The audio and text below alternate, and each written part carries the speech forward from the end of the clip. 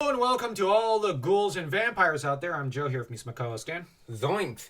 Hello and greetings. Jinkies. Now, we've got here our most recent Scooby-Doo video, which is long overdue. The scene after Scooby knocks over Madame Lenoir over quickly becomes a little obvious in who the culprit is. When she suddenly turns nice after a few minutes, which is weird, because you just know she's not actually deep down very nice. And she admits to being flattered at the notion that they would record her mansion, which that's a total reversal to the attitude she was taking up a minute ago. And on top of that, she has certain weird demands regarding Scooby. Namely, she doesn't want him loose running around, which I know that might not seem very odd, but it is a little odd when you consider the hostility she has towards Scooby. And her obsession with cats, it does seem a little peculiar. Not to mention, she doesn't seem all that old, yet she remains unmarried. There's something off. And the only reason I say there's something off is that you got to bear in mind, culturally, this was back in the late 90s. So a 40-year-old woman would have been born around 1959. And yeah, that would make her a baby boomer. And there are very few baby boomers that did not get married in the US, especially amongst the French. I'm just saying, demographically, the southern USA had pretty good darn good demographics. And that I'm just saying that's a little bit of a weird thing. That said, or it was in 98, either way, she seems about in her 40s, which is weird. At least the other woman, she looks like she's in her 20s. Yeah. And there is an argument to be made. Hasn't found someone. Still a spinster. I'm joking. Actually, please don't take offense if you're not married. But, come on. It's normal these days not to be married till when? Your 40s or something? It's pretty common these days.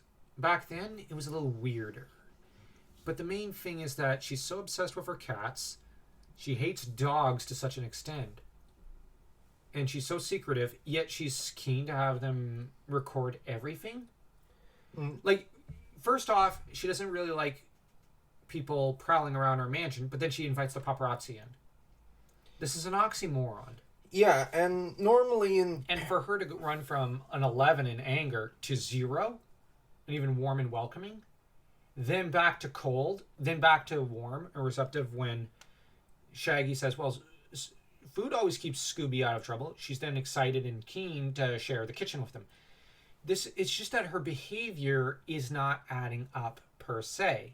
And this is a location that probably could benefit as a tourist trap for paranormal fans. And since we see later on that there were some tourists that died there, it is feasible that it used to be a tourist trap. So, and these kinds of places would request payment. But she isn't. We know she sells her red peppers. They're famous in Louisiana. But why the secrecy? You know what I mean? Why the secrecy and the desire for paparazzi? So, yeah, her behavior is weird. And it's not incriminating. It's just weird. And so an eccentric, lonely spinstress is what many would dismiss it as, but... Yeah. But in Scooby-Doo, everybody's a culprit. The fisherman, he's too irrelevant. He's not even a culprit. He's not even a suspect. That's what I mean. You can't even consider him a suspect. The gardener, he's so hostile, he can't be the main culprit. It's always the hostile person who's the cop in disguise or something. And he's always at the wrong place, wrong time, so it dismisses him as the suspect. Yeah. In universe, no. Amongst the characters, it doesn't. But the thing is, you then have the fairy guy. He's a possible suspect. Same with the ladies. So, yeah. Scooby and Shaggy, of course, will make a beeline for the kitchen because it's where all the clues are. I mean, it's the only place they care about. But the funny thing is, it is always where the clues are to be found. Or at least the first few clues. And in this movie, it's no exception because the first clue is brought up, well, takes place in the kitchen with a ghost carving into the wall. And it happens to be Captain Moonscar himself. The fact that the nefarious pirate is seeking to warn the Mystery Inc. crew is a bit of a peculiar thing to happen.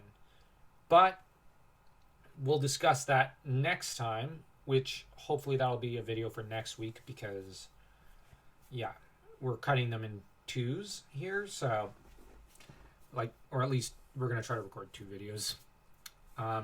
It's just, life's been very stressful the past month and very weird.